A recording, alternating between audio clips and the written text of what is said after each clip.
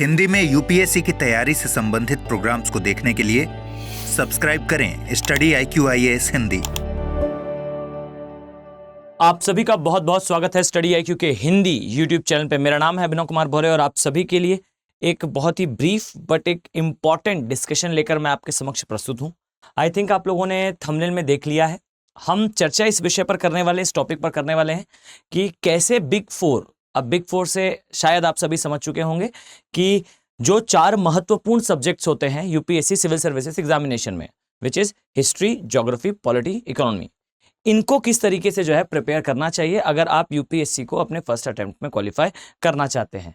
यहां मैं आपको एक चीज क्लियर कर दूं कि ये कोई शॉर्ट ट्रिक नहीं है, यानी कि एक ऐसा मैनर नहीं है जिससे आप आसानी से इस सब्जेक्ट को या इन टॉपिक्स को कवर कर सकते हो। ये बेसिकली एक अप्रोच है, इट विल टेक टाइम, ये समय लेगी, लेकिन ये फुल प्रूफ होगी। यानी कि इस माध्यम से अगर आप पढ़ते हैं, इस तरीके से अगर आप पढ़ते हैं, तो आई एम डैम श्योर, मुझे ऐसा विश्वास है कि आपको औसत से अच्छे परिणाम, अब याद रखिए सिलेक्शन तब होगा जब आप इस स्ट्रेटेजी को पूरी तरह से फॉलो करेंगे।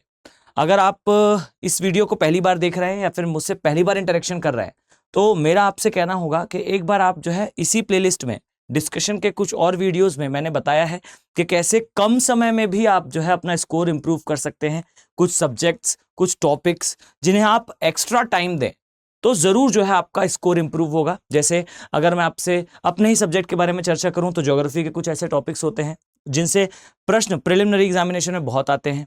अगर आप सिर्फ क्लाइमेटोलॉजी का एग्जांपल ले लें तो सैलिनिटी, टेम्परेचर यानी कि लवणता, तापमान, इनके वितरण से संबंधित प्रश्न हमेशा आते हैं। इसी प्रकार से एनवायरमेंट की अगर चर्चा करें तो वहां से प्रजातियों के संबंध में प्रश्न अवश्य आते हैं। ये चीज याद रखिए कि कुछ टॉपिक्स रिपीट होते हैं, तो उनको ठीक से करें और साथ में फिर इस अप्रोच को फॉलो करेंगे तो definitely this will going to change your journey. आपकी पूरी यात्रा को यह बदल कर रख सकता है। डन। देखिए, अब मैं आपको इसके बारे में बताऊं कि आप कैसे प्रिपरेशन करें। उसको जानने से पहले ये याद रखिए कि अगर आप इसे फॉलो कर पा रहे हैं तो भी और नहीं कर पा रहे हैं तो भी आपके पास इसे मैनर को, इस तरीके को फॉलो करने का एक बेस्ट पाथ जो है वो है ये P2I बैचेस। याद रखिए कि P2I बैचेस का मतलब है जिस अप्रोच को मैं आपसे डिस्कस करूंगा वो इसमें बाय डिफॉल्ट इंक्लूडेड है।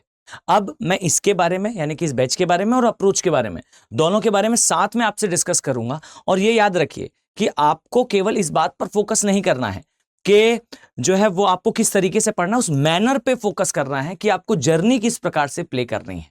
ठीक है, तो ये जो बैच है एक ब्रीफली मैं आपको बता दूं कि ये इवनिंग का बैच है।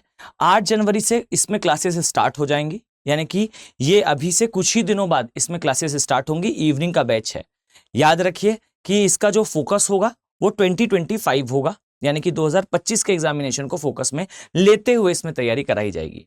बाय डिफॉल्ट अगर आप 24 की तैयारी कर रहे हैं और आपने बहुत समय इसमें दे रखा है, मैं स्पष्ट कर दूं, ये तभी वर्क करेगा 24 के लिए जो मैं अभी डिस्कस करने वाला हूं कि अगर आप 2024 के लिए तैयारी सोच रहे हैं तो आप लेट हो चुके हैं, अब आप उसे 25 में शिफ्ट कर दें। बट अगर आपने सफिशिएंटली तैयारी कर रखी है तो सारी चीजों को कंपाइल्ड मैनर में प्री ओरिएंटेड अगर आप पढ़ना चाहते हैं तब के केस में ये उतना उपयोगी नहीं होगा। तब के केस में आपके पास सक्सेस इन प्रीलिम्स प्रोग्राम है, इसके बारे में मैं थोड़ी चर्चा करूंगा आगे। तो 24 के लिए है तो फिर आप SIP के साथ जाएं, और अगर आप 25 के लिए हैं तो फिर आपके लिए जो स्ट्रेटेजी मैं बता रहा हूं वो इसमें इंक्लूडेड होगी और साथ में बहुत सारी अन्य चीजें भी। ठीक है, तो याद रखिए दोनों ही जो क्लासेस हैं आप जैसा पीछे देख पाएंगे यहां पर भी 8 जनवरी से ही स्टार्ट हो रहा है। और ये याद रखिए कि यहां पर क्लासेस जो है वो 2 बजे से होंगी। ये प्री ओरिएंटेड है। अगर आपको इन ऑल टोटल तैयारी करनी है तो फिर P2I है। P2I का मतलब है प्रीलिम्स टू इंटरव्यू, यानी कि प्रारंभिक परीक्षा से आपके साक्षात्कार तक की सारी कंप्लीट तैयारी जो है इस बैचेस में कराई जाएगी। ठीक है, देखिए अब मैं इसे स्टार्ट करूं उसके पहले आप समझिए कि यहां आप देख पाएंगे, देखिए मैं हर बार इसका उपयोग जो है वो करता हूं समझाने के लिए। याद रखिए कि इस प्रकार से आपकी जो क्लासेस हैं, ये क्लासेस और आपको किस प्रकार से पढ़ाई करनी चाहिए वो मैं बेसिकली फोकस कर रहा हूं किस पर, बिग फोर पर। बिग फोर का मतलब क्या है? बिग फोर का मतलब है यही 4 मेन सब्जेक्ट्स। और एक चीज ध्यान रखिए कि ये जो 4 सब्जेक्ट्स हैं, इन 4 सब्जेक्ट से मोटा मोटा अगर हम प्रिलिमिनरी एग्जामिनेशन का अंदाज लगाएं तो 60% पोर्शन जो है, 60 to 70% पोर्शन जो है वो इससे आ जाता है। इन्हीं के करंट अफेयर को मिला लें तो ये और भी अधिक हो जाता है। डन। तब के केस में याद रखिए एक P2I में भी यही मैनर जो है वो फॉलो होगा और बिग 4 की तैयारी में भी आपका यही मैनर फॉलो होगा।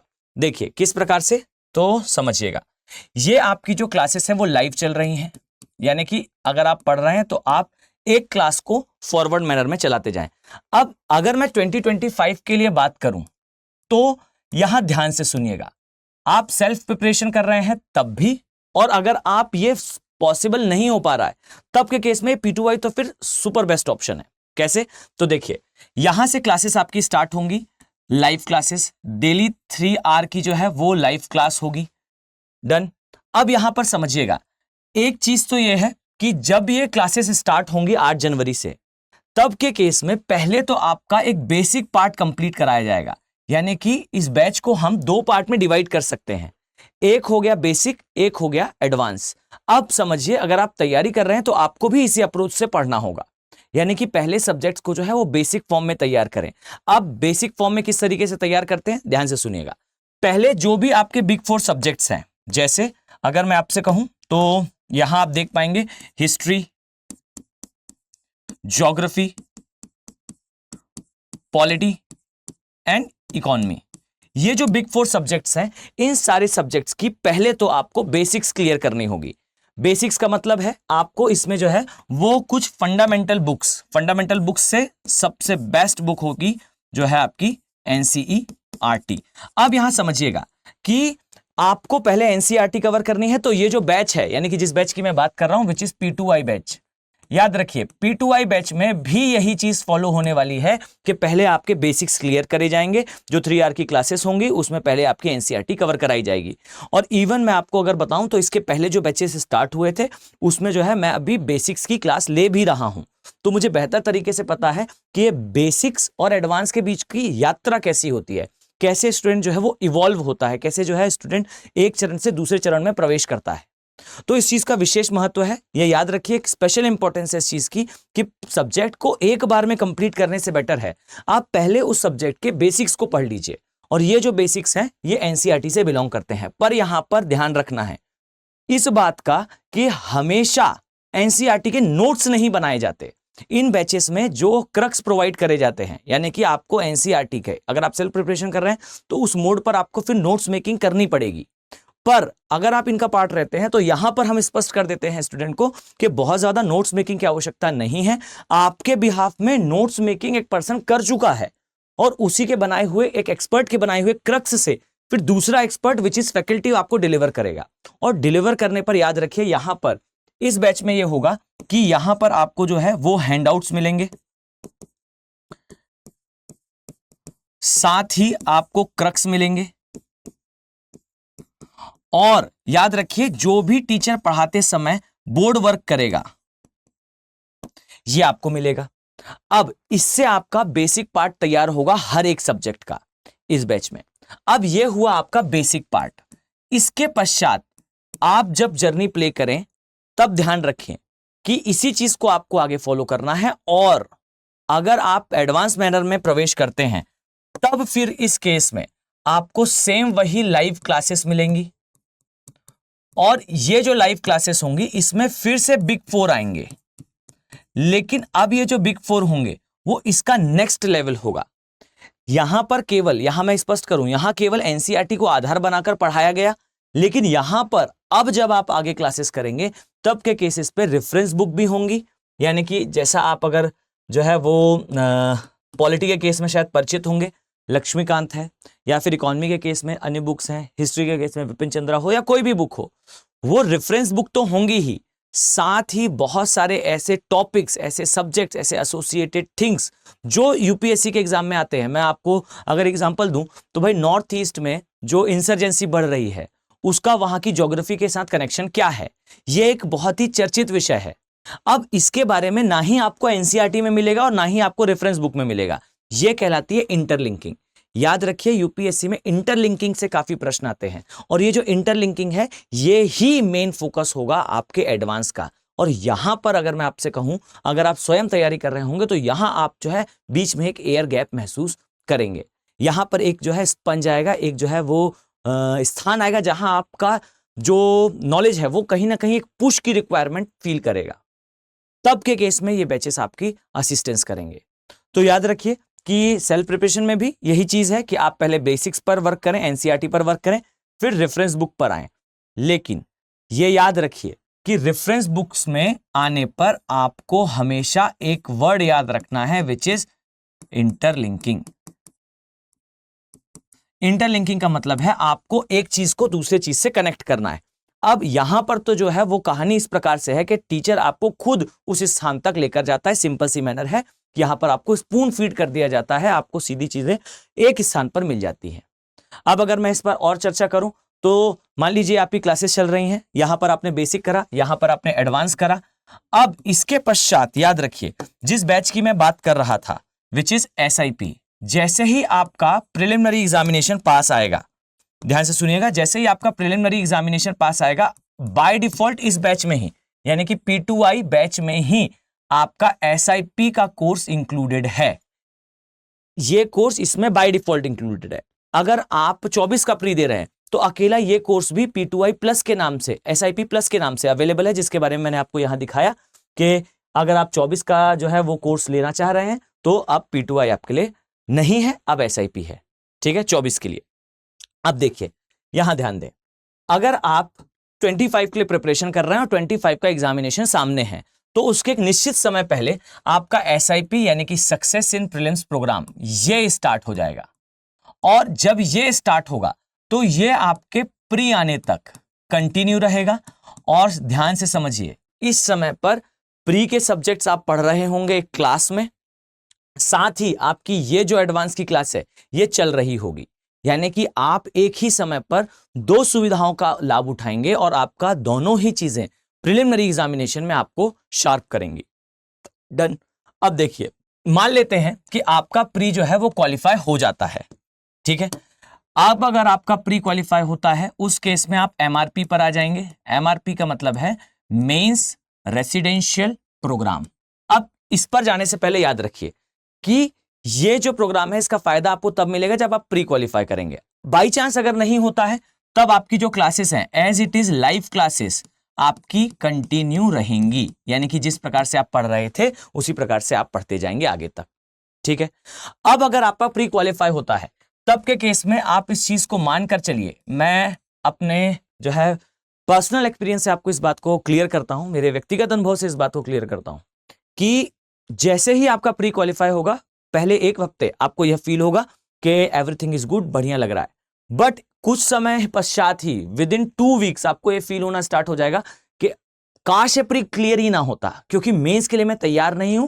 जबकि आपकी तैयारी होगी, आपने यहां पढ़ रखा होगा, बट फिर भी एक एंजाइटी क्रिएट होगी माइंड के अंदर, एक हड़बड़ी क्रिएट होगी माइंड के अंदर। और ये जो एंजाइटी है या जो हड़बड़ी है ये कई बार एक नेगेटिव इंपैक्ट कर जाती है आपके जो है मार्कशीट पे, आपके एग्जामिनेशन में। तब के केस में आपको फिजिकली जो है 1-to-1 इंटरेक्शन की आवश्यकता होगी। तब के केस में MRP प्रोग्राम आपके लिए एक बहुत ही स्पेशल अपॉर्चुनिटी लेकर आएगा। फैकल्टीज के साथ आप 1-to-1 इंटरेक्ट करेंगे। स्टडी IQ अपने प्रेमाइसेस में बुलाकर आपको आगे मेंस की तैयारी कराएगा। और स्पष्ट कर दूं मैं, आपको इसके लिए कोई कॉस्ट पे करने की जरूरत नहीं है। ये जो है इस कोर्स में अर्थात P2I कोर्स में इंक्लूडेड है। डन। आप यहां पर प्रीमाइसेस में आकर स्टडी IQ के दिल्ली में पढ़ाई करेंगे, अपने मेंस की तैयारी करेंगे। अब इसके पश्चात अगर आपका प्री क्वालिफाई होता है, मेंस क्वालिफाई होता है और आप इंटरव्यू पे जाते हैं तो आपको इंटरव्यू गाइडेंस प्रोग्राम इसका फायदा मिलेगा, यानी कि आपको इंटरव्यू की भी तैयारी कराई जाएगी जो कि इसमें इंक्लूडेड है। फर्दर कोई पेमेंट करने की आवश्यकता नहीं होगी। ठीक है, जो चीज मैंने यहां बताई, यहां आप बेसिक्स पढ़ेंगे, सेम फैसिलिटीज आपको एडवांस में भी मिलेंगी, यानी कि आपको हैंडआउट्स मिलेंगे, आपको जो है हैंडआउट्स मिलेंगे, साथ ही आपको जो है क्रक्स मिलेंगे।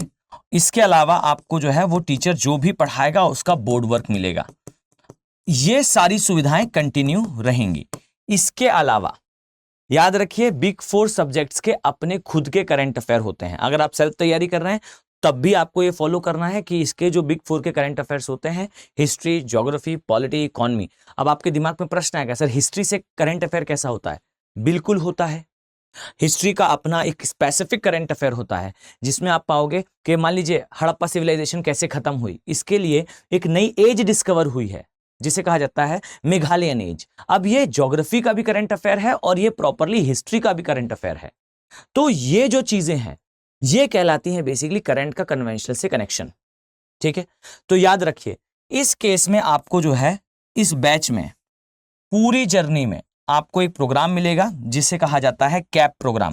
अब सेल्फ तैयारी कर रहे हैं तब आपको डेली का अपना करंट अफेयर तैयार करना होगा और इसमें इंक्लूडेड होगा आपकी अप्रोच के डेली आपको 1.5 से 2 घंटे तक एक अखबार को रीड करना है, समझना है और उसके बाद उसका जो है वो करंट अफेयर निकालकर उसके जीस्ट को याद करना है।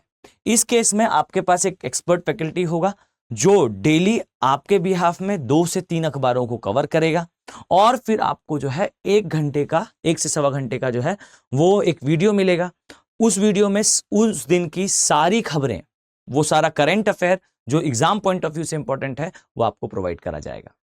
ठीक है, साथ ही इसमें 1-to-1 मेंटरशिप होगी और ये जो मेंटरशिप होगी इसमें आपको एक मेंटर अलॉट होता है। वो मेंटर जो होगा वो आपको पूरी जर्नी में सहायता देगा। किसी भी स्थान पर अगर आप ऐसा फील करते हैं कि आपको जो है वो जर्नी में सब्जेक्ट मैटर से रिलेटेड कोई प्रॉब्लम आ रही है या फिर आपका मोटिवेशन डाउन हो रहा है या फिर आप क्लास में उस चीज को पूछ नहीं पाए, तब के केस में आपको जो है वो मेंटोर असिस्टेंस देगा। लेकिन एक बात याद रखिए कि लाइव क्लास में जब आप मैं ये जो है वो मैं अभी क्लास ले भी रहा हूं तो मुझे बेहतर तरीके से पता भी है कि लाइव क्लास में स्टूडेंट जो है वो ज्यादा इंटरेक्शन कर पाता है। अगर मैं आपको बताऊं तो जैसा आप YouTube पर जो लाइव चैट देखते हैं वैसे ही एक लाइव चैट चल रही होती है टीचर के सामने जब वो क्लास ले रहा होता है। साथ ही आप हैंड रेस करेंगे तो टीचर जो है आपको अनम्यूट कर देगा और आप जो है वो टीचर के साथ इंटरेक्ट कर पाएंगे ऑडियो में बोलकर रियल टाइम पर, जैसा एक रियल कम्युनिकेशन होता है। और उसी प्रकार से अगर आप वीडियो में बात करना चाहते हैं, कोई चीज दिखाना चाहते हैं, कोई चीज समझाना चाहते हैं, तब के केस में आप जो है हैंड रेस करते हैं, ऑप्शन होता है वहां और फैकल्टी परमिट करता है और तुरंत जो है आप वहां पर आपका वीडियो ऑन हो जाता है और आप फैकल्टी से बात करना स्टार्ट कर लेते हैं। तो याद रखिए कि ये जो सुविधा है ये सुविधा आपको जो है और भी कंफर्टेबल फील कराती है क्लास के दौरान चीजों को पूछने में। एक ऑफलाइन क्लास को इमेजिन करिए कि 400-500 लोगों की एक भीड़ हो और वहां पर आपको कोई प्रश्न आए तो बेयरली ही ऐसा होगा कि कोई स्टूडेंट जो है वो खड़ा होकर अपना वो डाउट जो वास्तविकता में हो सकता है उसके लिए डाउट हो, बाकी के लिए एक जेन्युइन चीज हो, तो उस केस में जो है वो किसी फियर के कारण वो जो है उस चीज को नहीं पूछ पाता। ये एक हर्डल जो है वो हमेशा उपस्थित होती है। इसका सोल्यूशन है ये बैचेस, इसका सोल्यूशन है ये मीडियम। तो याद रखिए कि ये कैप प्रोग्राम, मेंटोरशिप, SIP यानी कि सक्सेस इन प्रीलिम्स, साथ में MRP programme which is mains residential programme, ये सारी चीजें लाइव क्लास के साथ इंक्लूडेड हैं P2I बैच में। ठीक है, SIP में केवल ये SIP क्लास होगी और SIP में भी जो है वो एसेंशियल टेस्ट इंक्लूडेड है। यहां पर मैं बता दूं कि इसमें भी टेस्ट सीरीज जो है वो इंक्लूडेड होगी आपके लिए। ठीक है, तो आपको ध्यान रखना है कि अगर आप बिग 4 की तैयारी कर रहे हैं तो आपको भी इसी चीज को फॉलो करना है कि आप पहले हर एक सब्जेक्ट का बेसिक पार्ट पढ़ें, बेसिक पोर्शन रीड करें, उसकी अंडरस्टैंडिंग डेवलप करें, नोट्स ना बनाएं उस समय। उससे नोट्स बनाएंगे तो आपकी जर्नी जो है बहुत बिखरी हुई होगी। एक बार पॉलिटी के नोट्स एक स्थान पर होंगे, दूसरी बार पॉलिटी के नोट दूसरे स्थान पर होंगे, प्री के पहले आपको पता ही नहीं होगा कि आपको किस दिशा में जाना है। तो याद रखिए कि आपको प्री के, मेंस के अलग अलग नोट्स नहीं बनाने चाहिए। आपको बेसिक क्लियर करना चाहिए NCERT से, वहीं अंडरलाइन करें जैसा यहां पर कराया जाता है। और साथ ही आपको जो है वो एडवांस बुक की तरफ बढ़ने के साथ साथ करंट को कन्वेंशनल से कनेक्ट करने का प्रयास करना है। तो ये बिग 4 की तैयारी का तरीका है और यही तरीका और भी एडवांस मैनर में इन बैचेस में फॉलो होता है। तो अगर आप इस चीज को परस्यू करना चाहते हैं तो आप एक तो स्वयं इसकी तैयारी इसी मैनर में करना स्टार्ट करिए, और अगर आप इसे एक प्रोफेशनल मैनर में, और ये याद रखिए कि मैं बहुत ज्यादा आपको किसी और दिन किसी और वीडियो में चर्चा करके समझाऊंगा कि आपको क्यों एक असिस्टेंस की आवश्यकता होती है। इस चीज को समझिएगा, बड़ा एग्जाम है और साथ ही इसमें जो है ये टफ नहीं होता पर ये स्मार्ट बहुत होता है। इसमें चीजें बहुत ज्यादा इंटरलिंक होती हैं। एक बार मैं सिर्फ इतना कहूंगा कि अगर आप सोचे कि सर मैं पूरी तरह से सेल्फ स्टडी पर फोकस होना चाहता हूं, तो एक बार इस चीज को देखिए कि जो प्रश्न पत्र आता है और आप 4 महीने तैयारी कर देख भी लीजिए, आप फुल स्टेमिना के साथ, फुल स्ट्रेंथ के साथ पढ़ें और एक सब्जेक्ट को सिंगल वन गो पूरा तैयार कर लें और उसके बाद उससे संबंधित प्रश्नों को प्री और मेंस में देखें। आपको स्वयं समझ में आ जाएगा। अगर आप हिंदी माध्यम से हैं तब के केस में तो मैं डेफिनेटली इस बात को कह सकता हूं, आपको स्वयं समझ में आएगा कि देयर इज अ गैप, इसके बीच में एक अंतर है जहां आपको प्रोफेशनल असिस्टेंस की आवश्यकता होगी। इस चीज को आप प्रैक्टिकली फील भी कर चुके होंगे। अगर आप जर्नी को थोड़ा सा भी प्ले कर चुके हैं तो बिल्कुल देर ना करें। बहुत ज्यादा समय नहीं होता कभी भी, ये याद रखिए, समय बहुत जल्दी बीत जाएगा। 25 के लिए आपका समय लिमिटेड हो जाएगा। तो 25 का अगर आपका टारगेट है तो ये बैचेस अवेलेबल हैं। 8 जनवरी से क्लासेस स्टार्ट हैं, इवनिंग का बैच है। और ये जो आप कॉस्ट देख रहे हैं इसका विशेष ध्यान रखिएगा, ये कॉस्ट आपको तभी मिलेगी जब आप जो है वो जिस भी फैकल्टी से आप पढ़ रहे हो उनके कोड को यूज करें। ये याद रखिए, जैसा मेरा कोड है यहाँ AK लाइव, तो AK लाइव कोड को यूज करिए और यूज करने के बाद आप इन बैचेस में आएंगे तब आपको ये कॉस्ट दिखेगा। अन्यथा की स्थिति में आप समझेंगे कि बोर्ड पर तो कुछ और कॉस्ट लिखा था और जब मैं लेने पहुंचा तो वेबसाइट विजिट करी तो कॉस्ट कुछ और दिख रहा था। ये याद रखिए, कॉस्ट आपको तभी दिखेगा ये, यानी कि आप वेबसाइट ओपन करेंगे तो वहां एक अलग कॉस्ट लिखा होगा जो नियर अबाउट दिस होगा। अब ये कॉस्ट नहीं पे करना पड़ेगा, वहां पर कुछ जो है कोड्स पहले से मेंशन होंगे। आप उन कोड्स को लगाएंगे तब भी कॉस्ट कम होगा, लेकिन वो इतना नहीं होगा। किसी भी कोड को अप्लाई करने पर ये कॉस्ट आपको नहीं दिखेगा अनलेस और अनटिल वो कोड जो है वो डायरेक्ट फैकल्टी का कोड हो जो आपको पढ़ाने वाले हैं। तो जिन भी फैकल्टीज को आप YouTube में फॉलो कर रहे हैं, एडमायर कर रहे हैं, आप उन फैकल्टीज के जो रिलेटेड कोड्स हैं उन्हें अप्लाई करें और अप्लाई करने के साथ आप जो है से ज्वाइन करें। अगर आप कनेक्ट होना चाहते हैं तो पहले फैकल्टी से कनेक्ट हो जाएं। सभी के अपने टेलीग्राम ग्रुप हैं, जैसे मेरा टेलीग्राम ग्रुप है अभिनव भोरे ज्योग्राफी के नाम से, ऐसे ही अपने अपने टेलीग्राम ग्रुप में जो है आप लोग ज्वाइन हो जाएं और फिर फैकल्टी से कम्युनिकेट करते हुए इनका पार्ट भी बन सकते हैं। आई होप आपके लिए इन्फॉर्मेशन जो है वो इंपॉर्टेंट रही होगी, रिलेवेंट रही होगी, आपके जो मन के डाउट्स हैं वो क्लियर हुए होंगे। मिलते हैं ऐसे ही किसी एक वीडियो में इसी प्रकार का कोई डिस्कशन लेकर। Have a very nice day. Thank you. Hindi में UPSC की तैयारी से संबंधित प्रोग्राम्स को देखने के लिए सब्सक्राइब करें स्टडी IQ IAS हिंदी।